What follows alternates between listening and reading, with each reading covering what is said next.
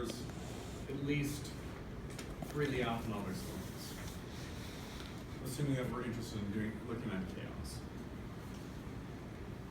So there are a few algorithms to compute the complete spectrum from a time series.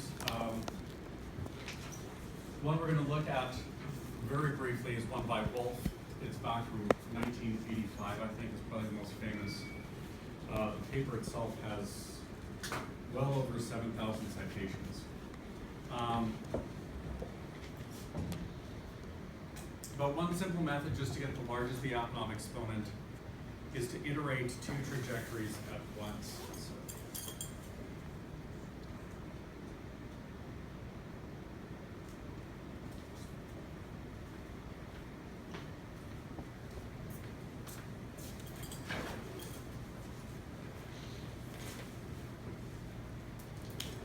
So the basic idea here is that you're going to have 2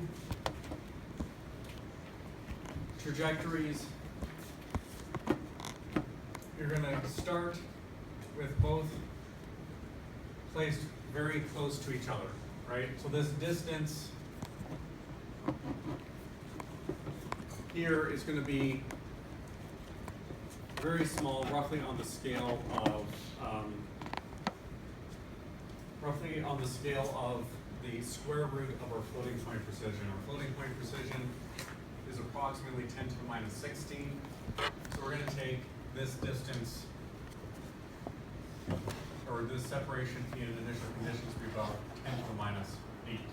So something pretty small. So when we look at the Lyapunov exponent, so let's go back a little bit here. Go all the way back to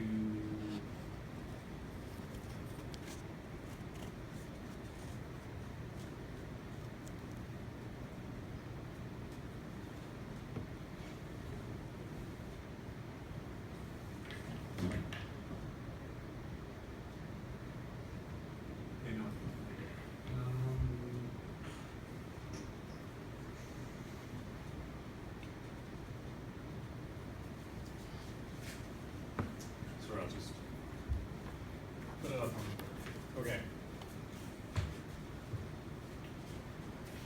So basically what we were saying for the Lyapunov exponent is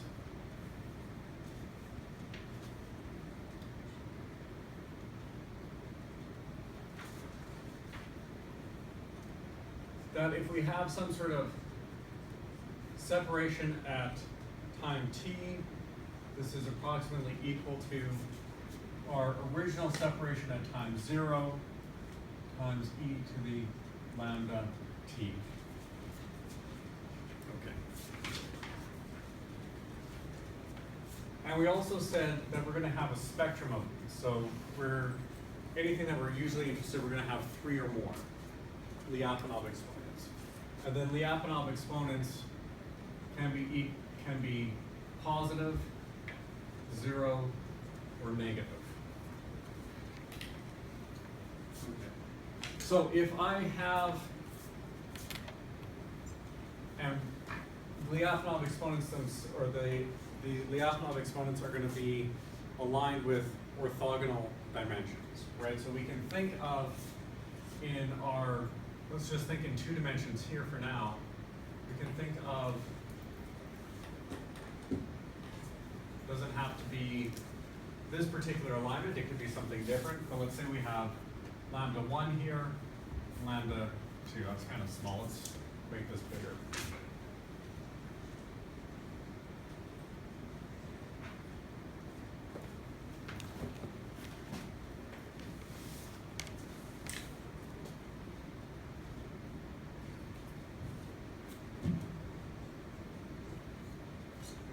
To the minus 8, and so let's pick our dimensions here.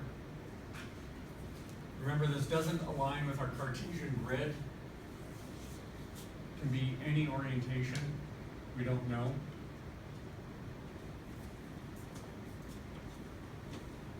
Okay, so we have this separation here. We're we're going to advance the 2 positions forward in time. So let's say that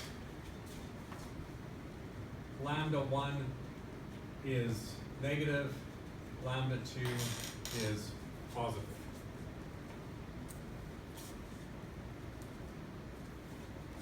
How do we expect these 2 dots to move relative to each other?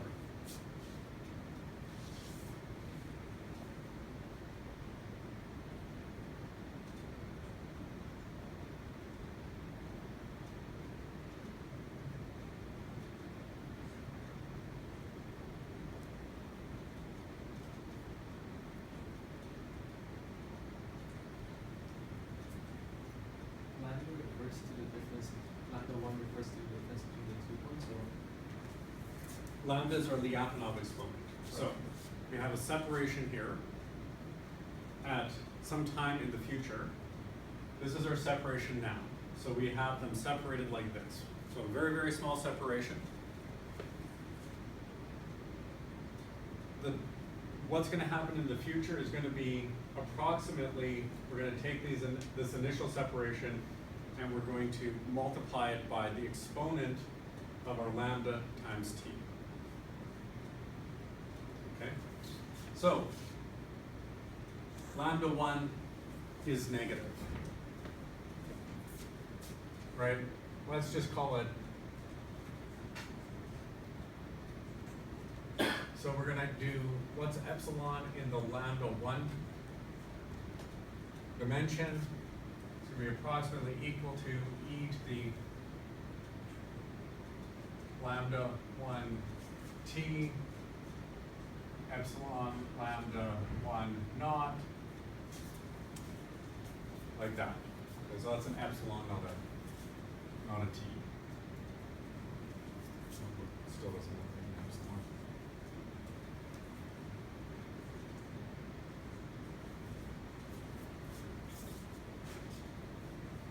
So, if lambda 1 is negative,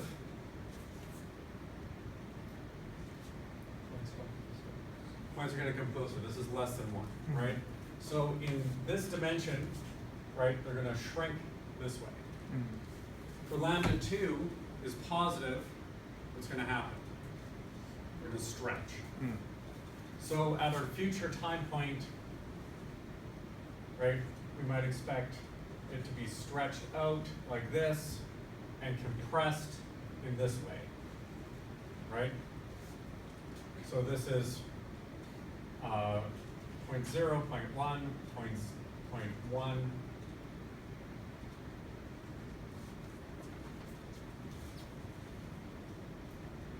0.1,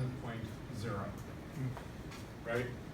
So there's going to be a new separation here. They've compressed in one direction and they've expanded in the other. Okay? So this is what we would expect to happen, that any time that we start with these 2 very, very close initial conditions, they're going to stretch in one direction and compress in the other, right? And they're always going to stretch out along this, the one that's going to have this largest Lyapunov exponent. Okay.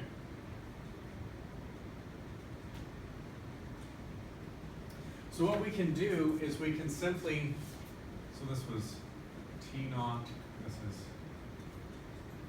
T1, right? So what we can simply do is we can track these over time. So we can set up 2 initial conditions, we can track them over time, and we can look at how their separation grows over time, right? As we look at it, how it grows over time, we can then go back to this basic idea here and look at that ratio, right? So we do this over multiple iterations, and we can get lambda is equal to 1 over n times dt. So n is our number of iterations. We're doing the sum of I equals 1 to n. We're doing the natural log, and In my notes I have dn, but we're using epsilon up here, so we'll use epsilon n over epsilon naught.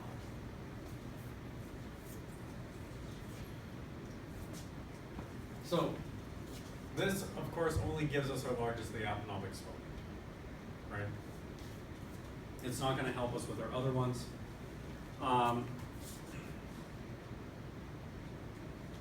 And then the other thing that we need to do is we do need to periodically reset this, because these are going to get stretched farther and farther and farther apart. As it gets stretched farther and farther apart, they're no longer this really tiny separation. Right? We saw that with our initial conditions simulation that we did earlier, that video. Long enough time scales, they're going to suddenly, they can diverge at any moment. So we want to keep resetting it. So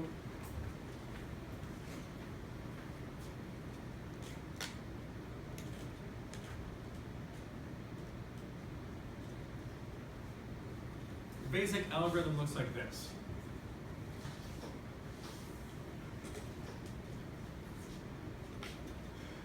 We're going to set D naught here is our initial separation, so it's that nice small number. And then we're going to create two vectors with small differences in position. So we're taking our generalized coordinates here, and we're just applying a very small difference. So we have V naught is our set of generalized coordinates. V1 is another set of generalized coordinates where we're taking our original V naught, and then we're, in this case, just to that very first position, we are adding that very small value. So you can consider this if we're thinking about that driven pendulum, right? We've just taken that original angle, not even the velocity in this case, just the angle, we've put a very small change to it. So we're going to basically do some more on here. So we're going to evolve both of these systems at the same time. Right? So we're going to march both of them through at the same time in a warm-up loop. Why would we want to do a warm-up loop?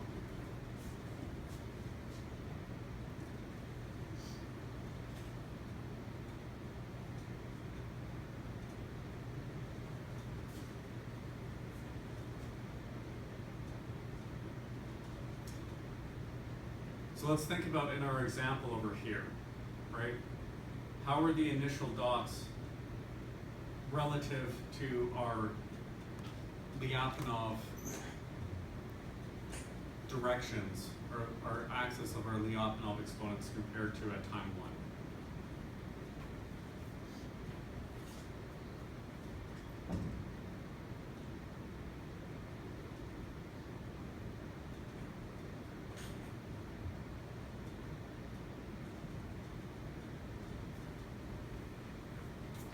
So our vector in this case between the small difference between them is like that, right? Now the small difference between them is over here, right? How does that compare with the orientation of our lambda 1 and our lambda 2? This one being negative, this one being positive.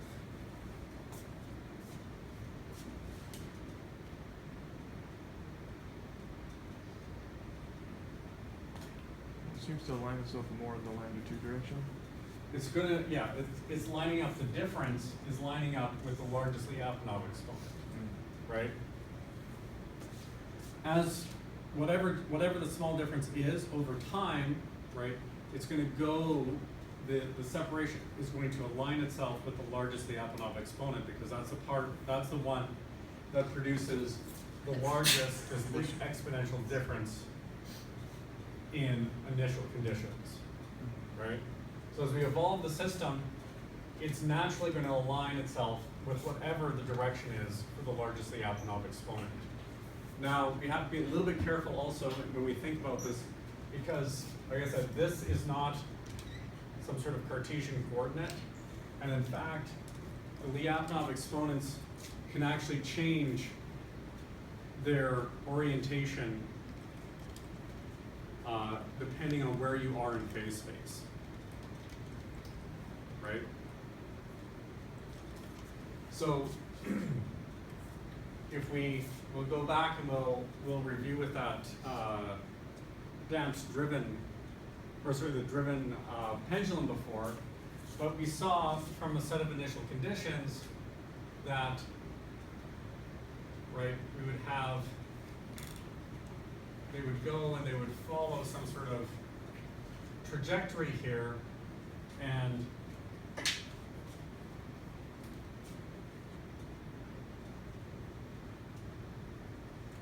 they would converge over time. So if we had two separate ones here, they're separated as they go, they're compressing, but the compression, where their compression keeps changing, right? So this Lyapunov 1 is here now.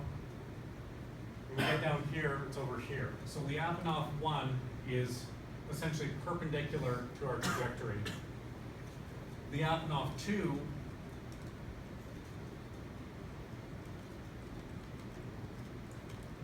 is following it.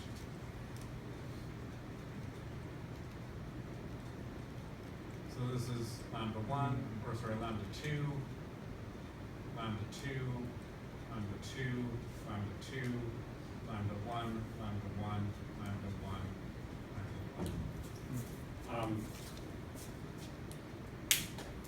So it also occurs to me I've broken with convention. Just to be clear, people almost always rank lambda 1 as always the largest one, and then they decrease. But I've done the opposite of that here today. But anyway, the point is that this is actually going to change. Our 2 points are going to compress in one direction and they're going to spread out in the other. So after a given amount of time, they've compressed in this direction, but they might be well separated in this direction, right? So over here and there. Okay, so we do that warm-up loop. The warm-up loop basically just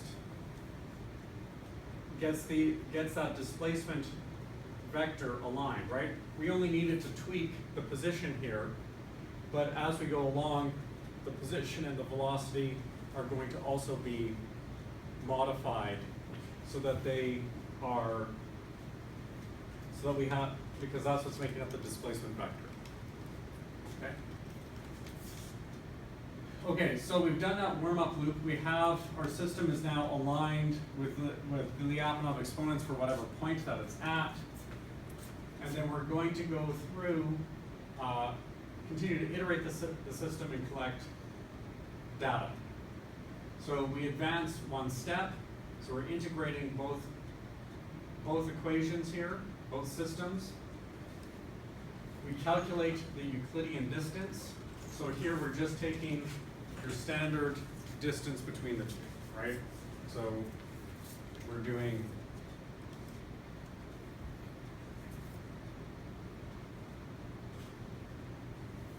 V naught I minus V1 I all squared from I equals 0 to whatever our number of dimension is divided by n, right? So standard Euclidean distance. So we save the distance here, and then we're going to pull back the distance of V1 relative to V0, so that it's going to have overall the same separation that it had before, right? We want to maintain this distance so that our 2 points are nice and close together all the time. So they're representing a very good approximation of a very local patch of phase space. So here we are just taking what our current V0 is here. The distance, we're using the distance here we had to normalize the actual distance over here, and then multiply it by d naught to get the distance we actually desire. And then we take that total distance, we add the distance we calculated to this running total, okay?